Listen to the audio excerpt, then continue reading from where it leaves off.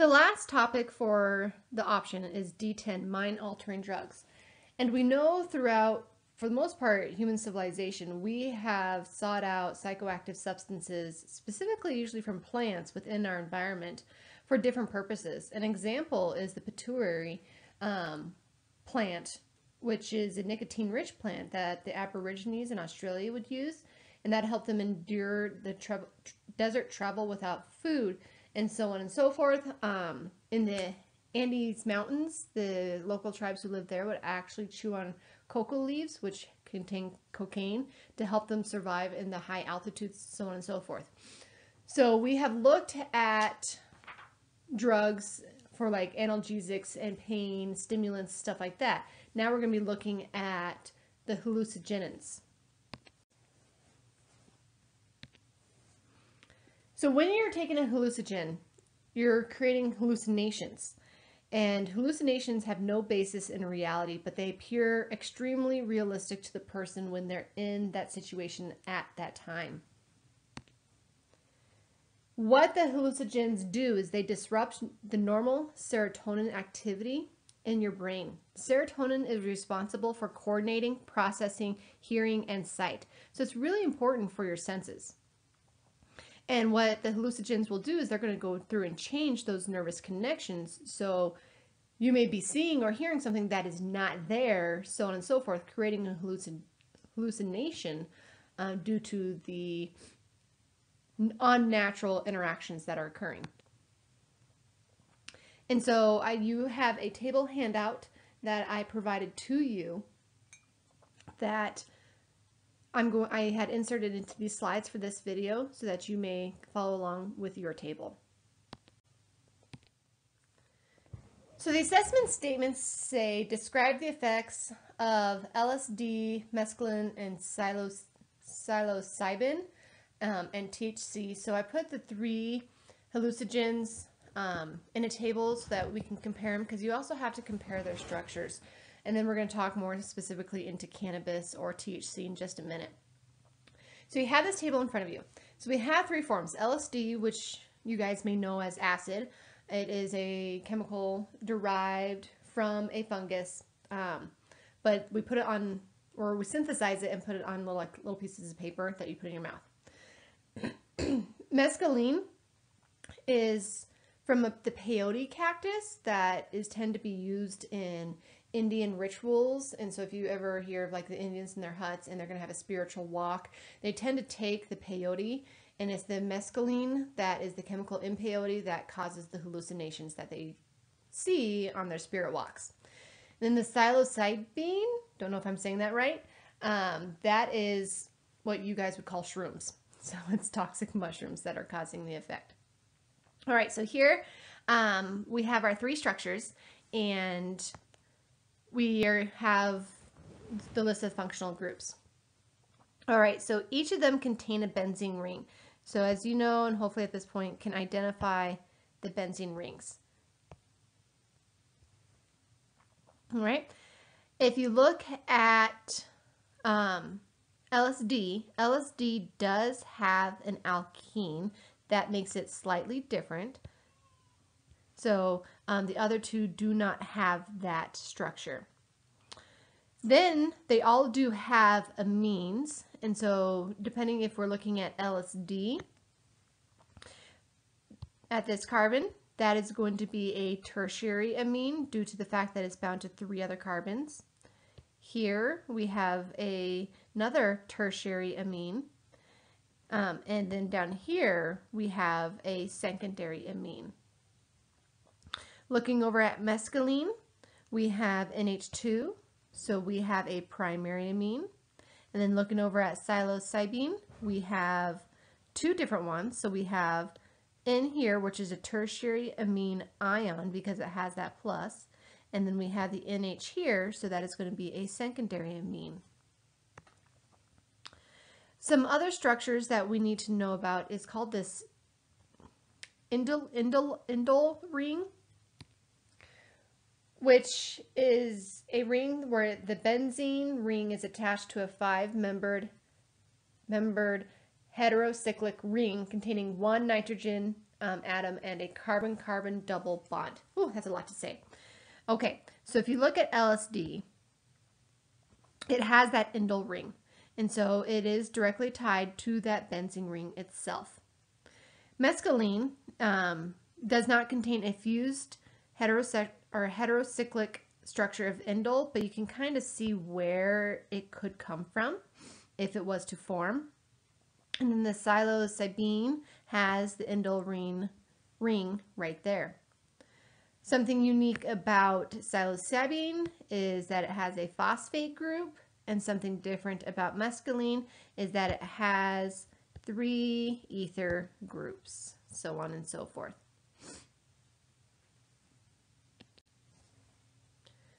All right, so here we have LSD.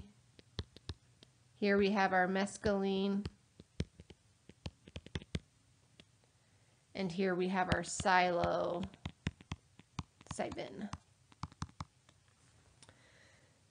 Okay, solubility. So how does it get into our brain to cause hallucinations? All right, so LSD is largely a nonpolar molecule. If you go back and look at the structure, and if you look at it, there really is very little polarity to it. There's no hydrogen bonds occurring.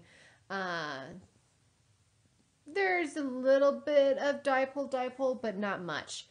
It is going to be soluble in membranes. So if it's a largely nonpolar molecule, that means it can cross the blood-brain barrier, so on and so forth, and it can enter the brain easily. Mescaline is a smaller molecule, but it is not so soluble in membranes because of those 3 ether groups. Because that lone oxygen there is going to be creating some strong dipoles.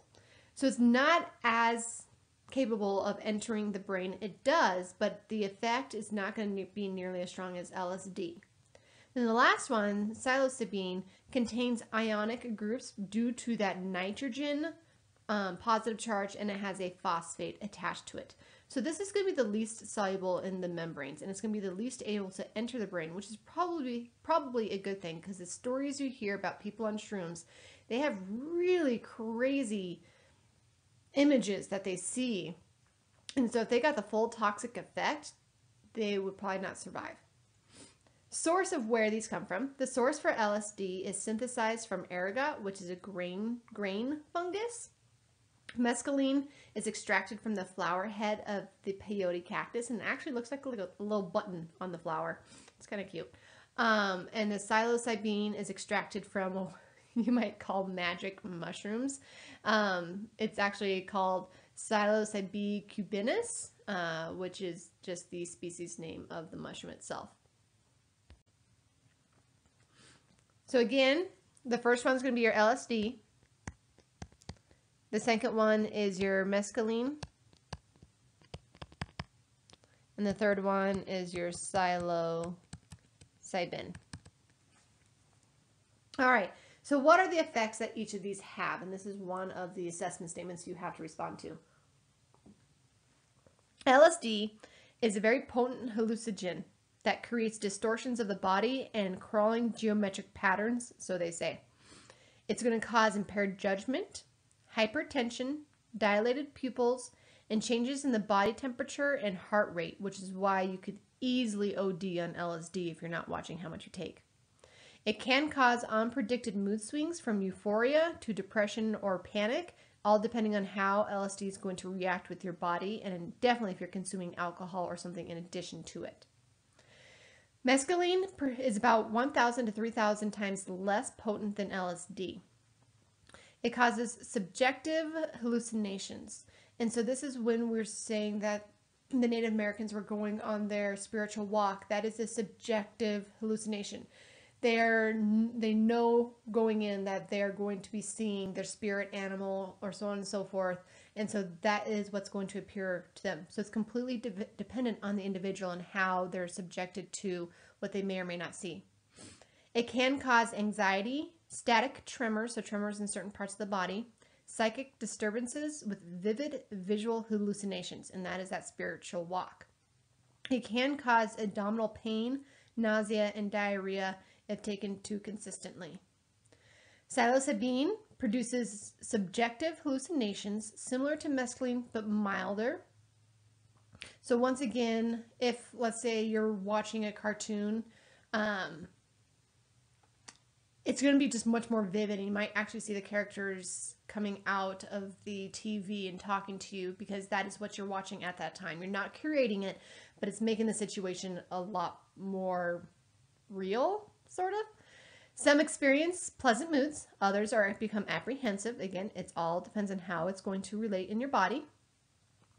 You'll get compulsive movement, inappropriate laughter, vertigo, and potential dizziness. Some side effects is definitely going to be numbness, muscle weakness, and drowsiness. How long do each of these drugs last? Well, LSD is really short. Or the amount of time it takes to affect your body is really short. So it's going to affect you within 20 minutes, and that goes back to its solubility. The fact that it is highly soluble in the body and therefore can go into the brain a lot easier, we're going to have the effects of it pretty quickly. It lasts a long time too. It lasts up to 12 hours. And you may get latent psychosis, which you are going to be in a situation where you're going to get trigger flashbacks. So you're going to remember your acid trip, which is pretty crazy. Mescaline, the effect is immediately because it is a smaller compound. It's going to last only about 6 hours, and it will be excreted into the urine. So they can test your urine to see if you've taken peyote. And then psilocybin is that if it's also had the rapid effect on the body. It's much shorter lasting. Just because of, again, it is how ionic it is. Our body's going to flush it out real quickly because it's going to be in the aqueous portion of our bodies and not in the lipid portions. All right, so cannabis. Common form of cannabis is called hashish.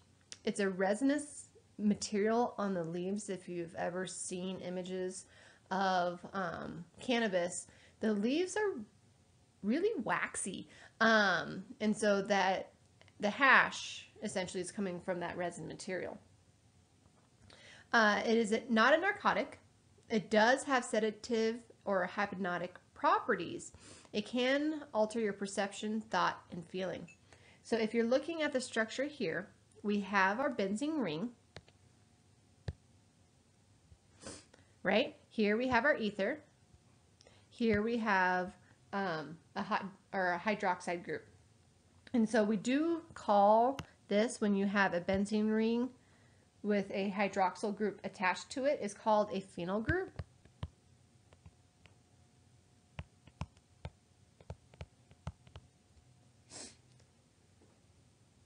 And then there's an ether group, which we already pointed out, and a carbon-carbon double bond, as well as a hydrocarbon substituents. So we have this alkene, and then depending on what type of cannabis drug you may be using, this chain could change, so on and so forth. And there's a lot of different types of cannabis drugs out there, well, different forms. So like if you've heard of Charlotte's Web is relatively safe, does not have this altered perception, thought, and feeling. But it does cut back on seizures, disorders, and stuff like that. So there are different forms of cannabis out there. So the effects on the body. It's going to depress your central nervous system. So it is a depressant just like alcohol, your benzodiazepines, and your antidepressants like Prozac.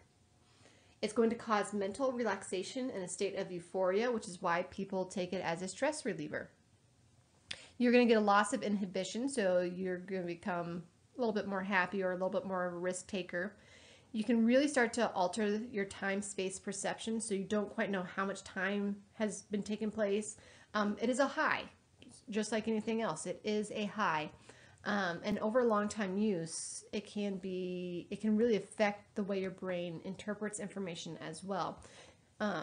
So depending on how long and how often you're taking it, you will see change in your mental awareness. Side effects could be palpitations, which deals with the heart, loss of concentration, lightheadedness, weakness, and a sense of floating. You can overdose on THC or cannabis, And that's going to cause a respiratory depression because it is a depressant. So it's going to affect the way the brain is working. And you could collapse due to synergistic effects with alcohol or other drugs you may be taking in addition.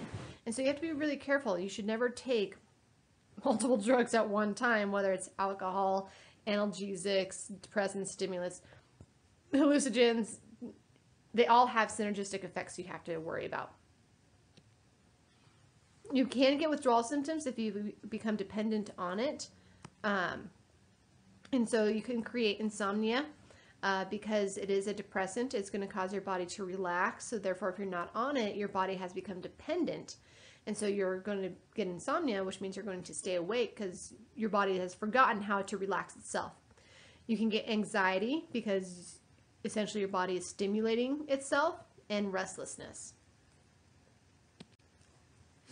And the last assessment statement that you have to cover with cannabis is discuss the legalization of cannabis, which is a really interesting situation for you guys because you are living in a state where it is legal. And so your take on it may be a little different. This is what IB has provided as information, but your own knowledge of how legalization has worked within our state can definitely be used in responses to this question. All right, so the people who are for the illegal status of marijuana, they say that it can cause dependence. So can every other drug.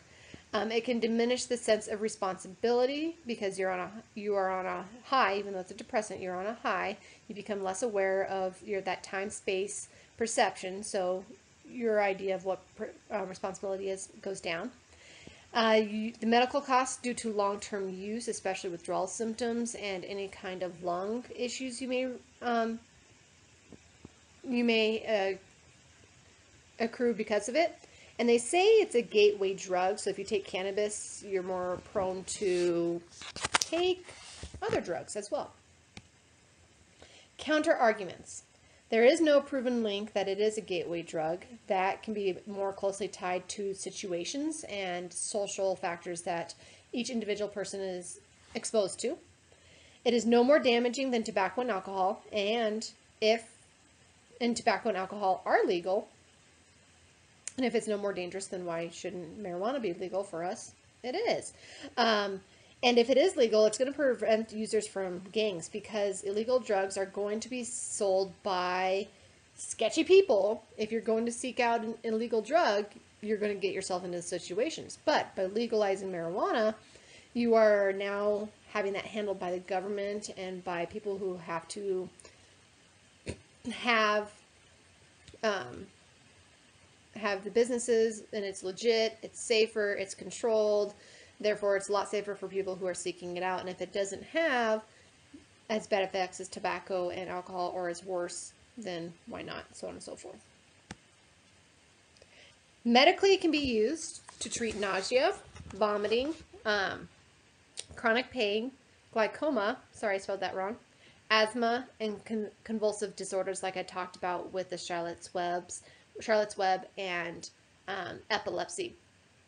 And so a lot of people will take this, especially if I've seen it with chronic migraines, PTSD, of course we know cancer patients, so on and so forth, because sometimes at some point the analgesics are not working as well and people need an escape, that marijuana is a safe choice for that.